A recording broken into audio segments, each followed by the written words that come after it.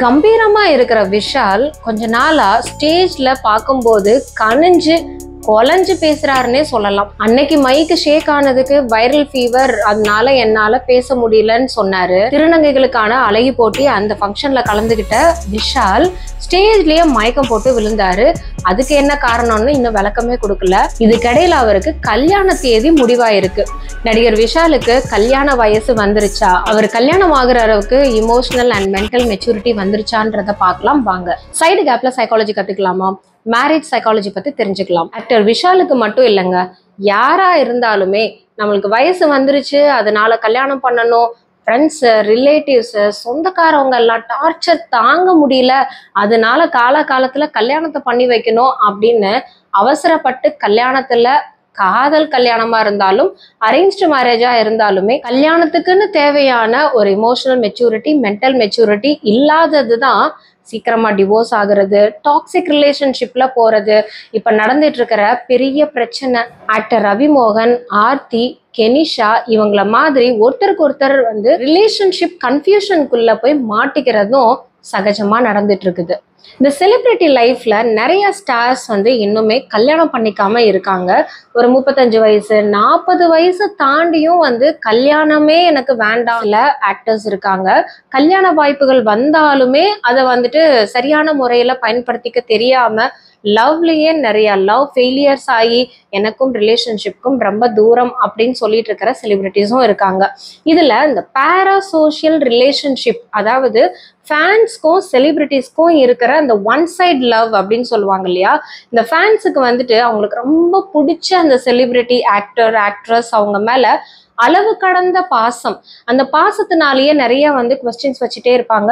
உங்க லைஃப் ஏன் இப்படி இருக்கு, நீங்க ஏன் இதை பண்ணல, நீங்க ஏன் இதை பண்றீங்க அப்படின்னு சொல்லி ஃபேன்ஸ் அளவுக்கு அதிகமான ஒரு செலிபிரிட்டி மேல பாசம் வைக்கிறது சில சமயம் அது ரொம்ப மோசமா தான் போய் முடியுதுன்னு சொல்லலாம். ஆக்டர் சிம்பு எடுத்துக்கலாம். நான் சின்ன வயசுல இருந்தே நான் சிம்புவை பார்த்துட்டு இருக்கேன். சிம்பு எனக்கு ரொம்ப பிடிச்ச ஒரு ஆக்டரா தான் இருந்தாரு.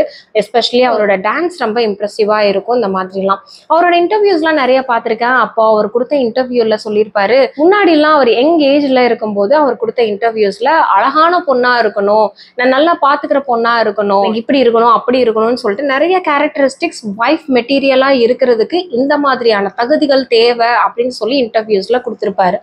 சில டீகேட்ஸ் ஆனதுக்கு அப்புறமா அவரோட செல்ஃப் கான்பிடன்ஸ் உடஞ்சிருச்சு. 2-3 லவ் ஃபெயிலியர்ஸ் ஆனதுக்கு அப்புறமா அவரோட இன்டர்வியூல அந்த கல்யாண பேச்சுன்னு எடுக்கும்போது, ஒரு பொண்ணு கிடைச்சா, பொண்ணா இருந்தா போதும், பொண்ணுன்னு இருந்துச்சுன்னா எனக்கு கல்யாணம் பண்ணிக்க ரெடி, பொண்ணுன்ற குவாலிட்டி போதும் அப்படிங்கிற மாதிரி அவரோட ஸ்பீச் இருக்கும்.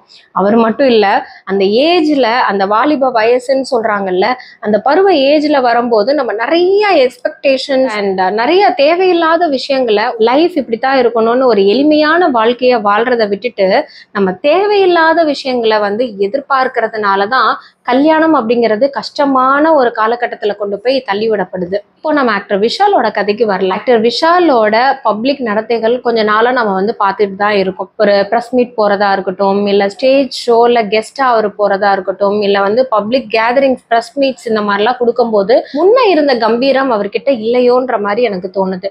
நீங்க என்ன நினைக்கிறீங்கன்றத கமெண்ட்ல சொல்லுங்க. ஆக்டர் விஷால் அவர்களை ரொம்ப அப்படியே ஒரு ஆக்ஷன் கிங்கா நம்ம பார்த்திருப்போம். திமிரு படத்துல, சிவப்பதிகாரம் படத்துல, சண்டைக்கோழி படத்துல, இந்த மாதிரி எல்லாம் பயங்கரமா ஆக்டிவா ஒரு ஆக்ஷன் கிங்கா ஒரு எனர்ஜெட்டிக்கா பார்த்திருக்கோம். அதே மாதிரி பிரஸ் மீட் இல்ல ஆடியோ லான்ச் இதெல்லாம் வரும்போது அவரோட ஸ்பீச்சஸ்லாம் ரொம்ப தனித்துவமா இருக்கும், ஒரு தென்னாவெட்டா கெத்தா இருக்கும்ல. ஆனா இப்ப ஏன் அவருக்கு இந்த மாதிரி ஆயிருச்சு அப்படிங்கிறது அது பர்சனல் விஷயம். அவருக்கு ஆல்கஹால் அதிகமா எடுத்துக்கிறதுனாலயா, இல்ல பேக் டு பேக் ஷூட்ஸ் இருக்கு, தூக்கம் இல்லை. ஏன்னா நிறைய பேருக்கு இந்த தூக்கம் இல்லைன்றதே ஒரு ட்ரக் அடிக்ஷன்ல இருந்து கூட ஓவர் கம் பண்ணி வந்துடலாம். ஆனா இந்த தூக்கம் இல்லை அப்படிங்கிற இந்த டிஸ்டர்பன்சஸ்ல இருந்து மீண்டு வர்றது பெரிய கஷ்டம். தூக்கம் இல்லை அப்படின்னாலே ஒரு சப்ஸ்டன்ஸ் எடுத்தா எந்த அளவுக்கு போதை ஏறுமோ அந்த அளவுக்கு ஒரு 2 நாள் கண்டினியூஸா தூக்கம் இல்லைன்னா மூளையோட கெமிக்கல் இம்பேலன்சஸ்னால anxiety, slurred speech, stress, depression இந்த மாதிரி நிறைய மென்டல் ஹெல்த் ரிலேட்டடான இஷ்யூஸும் கிரியேட் ஆகும். இந்த மாதிரி அவர் மைக்க பிடிச்சிட்டு அவரை ரொம்ப பதட்டமா பேசினது வைரல் ஆச்சு இல்லையா. ஸோ அந்த டைம்ல அவருக்கு ஏற்பட்ட அந்த வைரல் ஃபீவர்னாலதான் அவர் வைரல் ஆனாரு அப்படின்னா திருப்பியும் ஏற்பட்ட அந்த ஸ்டேஜ்ல மயக்கம் அடைஞ்சது, 2 நாளா சாப்பிடல, அந்த மதிய லஞ்ச் வந்து அவங்க ஸ்கிப் பண்ணிட்டதுனால எனர்ஜி இல்லாம ஃபெயிண்ட் ஆயிட்டாங்க அப்படின்லாம் சமாளிச்சாங்க. பட் இப்போ நடந்த அவங்களோட மேரேஜ் அனௌன்ஸ்மெண்ட், அதாவது சாய் தன்ஷிகாவுக்கும் ஆக்டர் விஷாலுக்கும் வந்துட்டு ஆகஸ்ட் 29ஆம் தேதி, அதாவது விஷாலோட பிறந்த நாள் அன்னைக்கு கல்யாணம் அப்படிங்கிற ஒரு தகவலை கூட அவர் கான்ஃபிடென்ட்டா, ஒரு ஹாப்பியா, ஒரு போல்டா வந்து சொல்ல முடியாம திணறி தான் சொன்னாரு. நிறைய பேர் அந்த வீடியோஸ் நீங்க பார்த்திருப்பீங்க.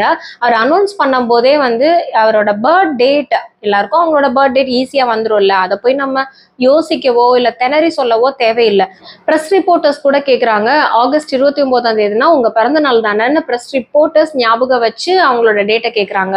ஆனா விஷால்னால வந்து கன்ஃபார்மா சொல்ல முடியல. அப்புறம் தன்ஷிகா வந்து பக்கத்துல வராங்க. தன்ஷிகா தான் வந்து சொல்றாங்க, ஆகஸ்ட் 29ஆம் தேதி இவரோட பர்த்டே, அன்னைக்கு தான் நாங்க கல்யாணம் பண்ணிக்கலான் இருக்கோம்.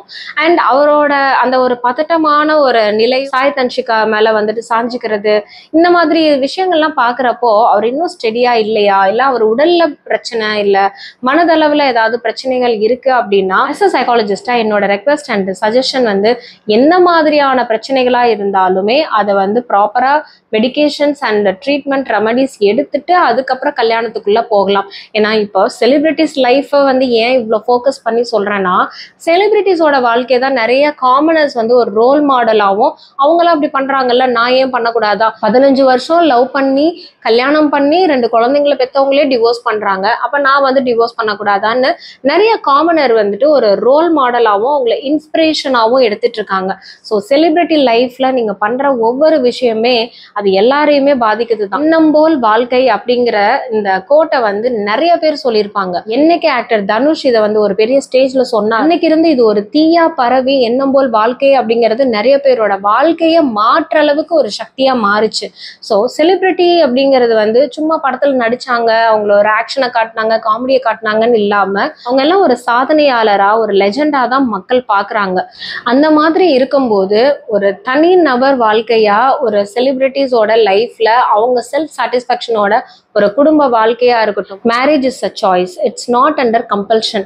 யாரும் கட்டாயப்படுத்தி இவங்களை தான் கல்யாணம் பண்ணோம், அவங்க தான் ஜோடி நல்லா இருக்கு இப்படின்னு யாருமே வந்து ஃபேனா இருக்கட்டும், இல்ல ரிலேட்டிவ்ஸா இருக்கட்டும், ஃபேமிலியா இருக்கட்டும் கம்பல் பண்றது இல்லை. அவங்கவுங்க வாழ்க்கை அவங்கவுங்க லவ் பண்றாங்க, லிவிங் டுகெதர்ல இருக்காங்க, தேர்ந்தெடுத்து கல்யாண வாழ்க்கைக்குள்ள போறாங்க. ஸோ அப்படி போற கல்யாணம் அப்படின்னா, அந்த கல்யாணம், திருமணம் அப்படிங்கிற ஒரு பந்தம், அந்த ஒரு அழகான ஒரு ரிலேஷன்ஷிப்பை 2 வருஷம் 3 வருஷத்துலயோ இல்ல 3 மாசத்துலயோ வந்துட்டு அவங்க பிரேக்கப் பண்ணிக்கிறது, டிவோர்ஸ் ஆயிக்கிறதுன்றது அவங்களோட வாழ்க்கையை மட்டும் பாதிக்கல, பார்த்துட்டு இருக்கிற மக்கள் அண்ட் ஃபேன்ஸ் எல்லாரோட மனசையுமே பாதிக்கிற அளவுக்கு தான் இருக்குது. அதனால இந்த ஒரு விஷயத்த கொஞ்சம் சீரியஸா எடுத்துக்கிட்டு பார்த்துட்டு இருக்கிற வியூவர்ஸ் நீங்களுமே ஒரு விழிப்புணர்ச்சியா எடுத்துக்கலாம். செலிபிரிட்டியோட வாழ்க்கை ஒரு ஷோ ஆஃப் வாழ்க்கையா தான் இருக்குது. ஆனா நம்ம டே டு டே லைஃப்ல ஒரு பாசங்களும் பந்தங்களும் இணைஞ்ச ஒரு வாழ்க்கையா தான் நம்ம பார்த்துட்டு இருக்கிறோம். இதை பார்த்து நீங்களும் வந்துட்டு அவங்க எப்படி இருக்காங்க, இவங்க எப்படி இருக்காங்க, நான் ஏன் இப்படி இருக்கக்கூடாது, என்கிட்ட காசு இல்லையா, என்கிட்ட திறமை இல்லையா, என்கிட்டயும் எல்லாமே இருக்கே, நான் நினைச்சா ஒரு கல்யாணம் இல்ல 3 கல்யாணம் கூட பண்ணிக்குவேன், நீங்க ஆணோ பெண்ணோ இந்த மாதிரி நினைக்கும் போது உங்களோட மென்டல் ட்ராமா அதிகமாகுது, உங்களோட பீஸ்ஃபுல்லா நீங்க இழக்கிறீங்க. உங்களோட பிள்ளைங்களோட வாழ்க்கை, குழந்தைங்க இருந்துச்சு அப்படின்னா அந்த குழந்தைங்களோட வாழ்க்கை என்ன ஆகும், இது எல்லாத்தையுமே மனசுல வச்சுக்கோங்க. கல்யாணம்ன்றது கட்டாயம் கிடையாது. ஆனா அந்த கல்யாணத்தை நீங்க எடுத்துக்கும் போது ஒரு அன்பும் காதலும் அரவணைப்பும் அதெல்லாம் சேர்ந்துதான் வந்துட்டு அதோட அவுட்புட் தான் கல்யாணம் அப்படின்னு என்னைக்கு உங்களோட மென்டல் மெச்சூரிட்டி வருதோ, இமோஷனலி நீங்க என்னைக்கு ஸ்டேபிள் ஆகுறீங்களோ அன்னைக்கு கல்யாணம் பண்ணுங்க. அந்த மாதிரி ஒரு மெட்டீரியல், உங்களோட ஸ்பவுஸ் மெட்டீரியல், அவங்களோட மனைவியா இருக்கலாம், உங்க கணவனா இருக்கலாம், இவர் தான் எனக்கேத்த ஒரு நபர்னு உங்களுக்கு என்னைக்கு தோணுதோ அன்னைக்கு கல்யாணம் பண்ணுங்க. ஸோ அந்த மாதிரி ஒரு நபரை உங்க வாழ்க்கை துணையா தேர்ந்தெடுங்க. உங்க வாழ்க்கையும் இனிதே இனிக்கும். இந்த மாதிரியான எக்ஸ்க்ளூசிவான ட்ரெண்டிங்கான டாபிக்ஸோட சைக்காலஜிக்கல் அனாலிசிஸ் தெரிஞ்சுக்கிறதுக்கு நம்ம சேனலை ஃபாலோ பண்ணிக்கோங்க. அண்ட் மறக்காம இந்த வீடியோவை உங்க ஃப்ரெண்ட்ஸ்க்கும் ஷேர் பண்ணிடுங்க. Take care of your mental health. நன்றி, வணக்கம்.